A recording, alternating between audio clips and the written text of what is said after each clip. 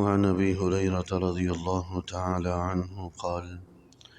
قال رسول الله صلى الله عليه وسلم لا تقبطن فاجرا بنعمة فإنك لا تدري ما هو لاق بعد موته إن له عند الله قاتلا لا يموت يعني النار۔ حضرت ابو ہریرہ رضی اللہ تعالی عنہ حضور علیہ السلام کا ارشاد گرامی نقل فرماتے ہیں،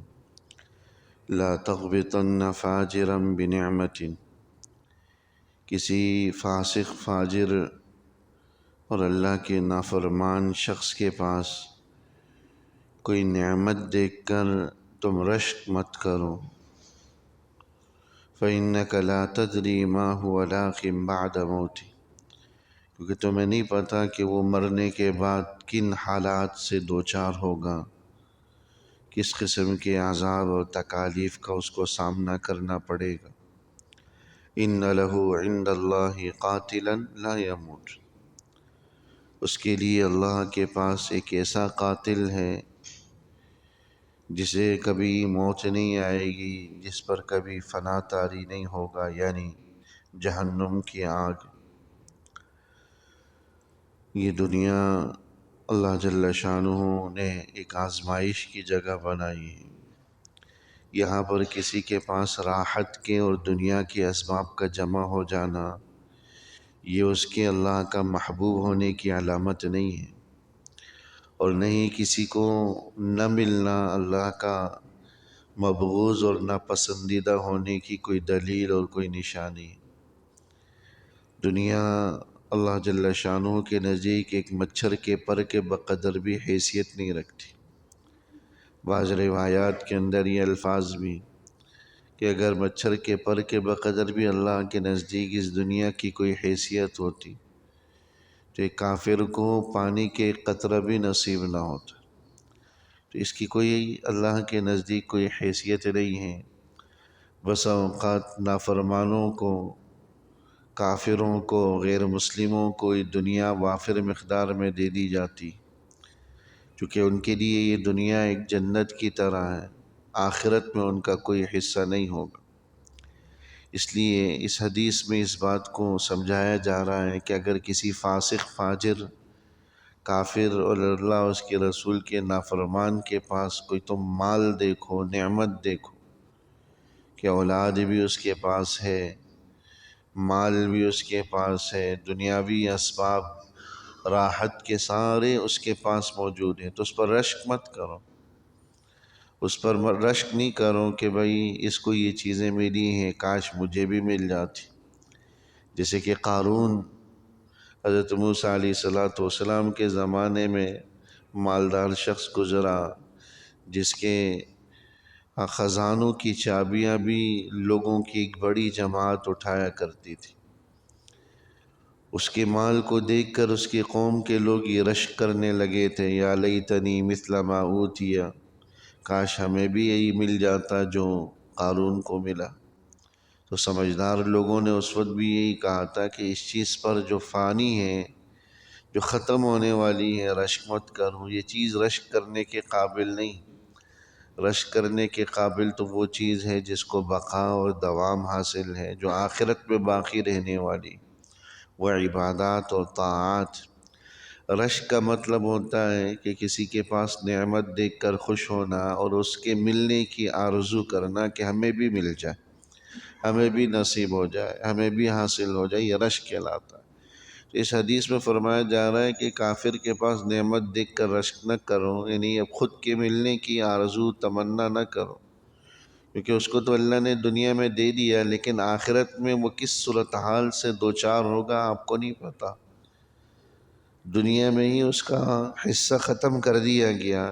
آخرت میں اگر اس کا کچھ حصہ تھا تو دنیاوی مال و متاع کے ذریعے اس حصے کو برابر کر دیا گیا۔ فَإِنَّكَ لَا تَدْرِي مَا هُوَ لَاقٍ بَعْدَ مَوْتِهِ، آپ کو نہیں پتہ کہ مرنے کے بعد اسے کیا صورتحال پیش آئے گی، کن چیزوں کا اس کو سامنا کرنا پڑے گا، کس قسم کے عذابات کو، تکالیف کو سہنا پڑے گا۔ تو عارضی نعمتوں کی وجہ سے رش کر کے اس میں لگ جانا اور آخرت کی دائمی اور نہ ختم ہونے والی نعمت کو گنوا دینا، یہ کوئی سمجھداری والا عمل نہیں۔ پھر فرمایا کہ ان لہ عند اللہ قاتلا لا یموت، ایسے فساق فجار کے لیے اللہ کے نزدیک ایک قاتل، اور وہ قاتل بھی ایسا کہ جس پر کبھی موت نہیں آئے گی، کبھی وہ فنا نہیں ہوگا، کبھی ختم نہیں ہوگا، جو مسلسل اسے قتل بھی کرتا رہے گا، سزا بھی دیتا رہے گا۔ اور یہاں پر قاتل سے مراد جہنم کی سزائیں، جہنم کی آگ ہے، کہ جو اس فاسق فاجر شخص کو، جس نے دنیا میں اللہ اس کے رسول کی نافرمانی والی زندگی گزاری، کفر میں وہ مرا، نافرمانی میں وہ مرا، بغیر توبہ کے وہ دنیا سے چلا گیا، ایمان لائے بغیر رخصت ہو گیا، تو جہنم کی ایسی آگ اللہ نے اس کے لیے تیار کر رکھی ہے جو کبھی ختم نہیں ہوگی، دائمی ہے، نہ ختم ہونے والی۔ فَإِنَّ لَهُ عِندَ اللَّهِ قَاتِلًا لَا يَمُوتُ، یعنی اس کے لیے اللہ کے نزدیک ایک ایسا قاتل، سزا دینے والا، تکلیف دینے والا ہے جو کبھی ختم نہیں ہوگا۔ دیکھیں دنیا میں اگر کوئی کسی کو قتل کرتا ہے، اللہ حفاظت فرمائے، یا کوئی تکلیف پہنچاتا ہے تو ایک دفعہ پہنچاتا ہے، دو دفعہ پہنچاتا ہے، پھر معاملہ ختم ہو جاتا ہے۔ قتل کرنے والے نے قتل کر دیا، بس ایک دفعہ ہو گیا ختم، مرنے والا مقتول مر گیا، دوبارہ اس پر کوئی موت طاری نہیں ہوگی دنیا میں۔ وہ ایک دفعہ اس تکلیف کو سہ لیتا ہے، تکلیف سے گزر جاتا ہے، پھر ختم ہو جاتی۔ لیکن آخرت کی جو تکلیف ہوگی جہنم کی صورت میں، جہنم کی سزاؤں اور عذابات کی صورت میں، وہ ایسی تکلیف، ایسی سزا، ایسا عذاب ہوگا جو کبھی ختم نہیں ہوگا، کبھی فنا نہیں ہوگا، دائمی ہوگا، ہمیشہ رہے گا۔ ایک دفعہ جل کر راکھ ہو جائیں گے، دوبارہ سے بدن سے ہی سالم ہو جائے گا، دوبارہ سے وہی عذاب اس پر ریپیٹ کیا جائے گا، دہرایا جائے گا، اور وہ مسلسل اسی میں رہے گا۔ جبکہ ایمان والے مسلسل جنت میں رہیں گے، جنت کی نعمتوں اور مزوں میں رہیں گے۔ اس لیے آخرت کی دائمی راحتوں کو دنیا کی عارضی لذتوں پر قربان کرنا کوئی سمجھداری والا عمل نہیں۔ سمجھداری تو یہی ہے کہ دنیا کی عارضی نعمتوں کی طرف ہماری نگاہ نہ ہو، آخرت کی دائمی نعمتوں پر ہماری توجہ ہو، ہمارا فوکس ہو، اس کی تیاری کی فکر کریں۔ ہم میں سے ہر آدمی اپنے گریبان میں جھانک کر دیکھے کہ دنیا کی عارضی نعمتوں کو حاصل کرنے کے لیے ہم کتنا وقت لگاتے ہیں۔ 24 گھنٹے کا بیشتر حصہ ہمارا دنیا کے گرد گھومتا ہے، بیشتر حصہ، اکثر حصہ۔ حالانکہ دنیا اور دنیا میں موجود جتنی بھی کچھ ہے وہ سب ایک نہ ایک دن ہم نے چھوڑ کر جانا ہے، کوئی بھی ہمیشہ رہنے کے لیے نہیں آیا۔ آئے روز ہماری نگاہوں کے سامنے جنازے اٹھتے ہیں،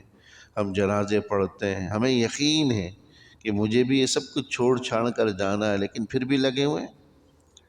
دن رات اسی میں جو ہے نا خود کو کھپایا ہوا ہے، خود کو لگایا ہوا ہے۔ 24 گھنٹے کا بیشتر دورانیہ اسی میں صرف ہو رہا ہے۔ جو آخرت دائمی ہے اس کے لیے کتنا وقت ہم نکالتے ہیں اپنے 24 گھنٹے کے دورانیے میں سے، ہم میں سے ہر آدمی اپنی گریبان میں خود جھانک کر دیکھے۔ حالانکہ وہ ہمیشہ کی زندگی، ہمیشہ کی زندگی ہے، دائمی زندگی ہے، وہاں کی نعمتیں، لذتیں بھی دائمی، وہاں کی سزائیں اور تکلیفیں بھی دائمی ہیں۔ تو جو ہمیشہ کی زندگی ہے اس کے لیے 24 گھنٹے کے دورانیے میں سے کتنا وقت ہم نکالتے ہیں، اور عارضی لذتوں کو، دنیا کی عارضی لذتوں کو حاصل کرنے کے لیے ہم کتنا وقت صرف کرتے ہیں، ہم میں سے ہر شخص بخوبی واقف، بخوبی واقف۔ اس لیے سمجھداری کا تقاضا یہ ہے کہ جو دائمی نعمتیں ہیں اس کی حصول کے لیے ہمارا 24 گھنٹے کا بیشتر وقت صرف ہو، نہ یہ کہ عارضی لذتوں کے حصول کے لیے ہم اپنی اوقات کو ضائع کریں۔ اللہ جل شانہ عمل کی توفیق نصیب فرمائے۔ ربنا تقبل منا انك انت السميع العليم وتب علينا انك انت التواب، وصلى الله تعالى على خير خلقه محمد وآله وصحبه أجمعين، آمين.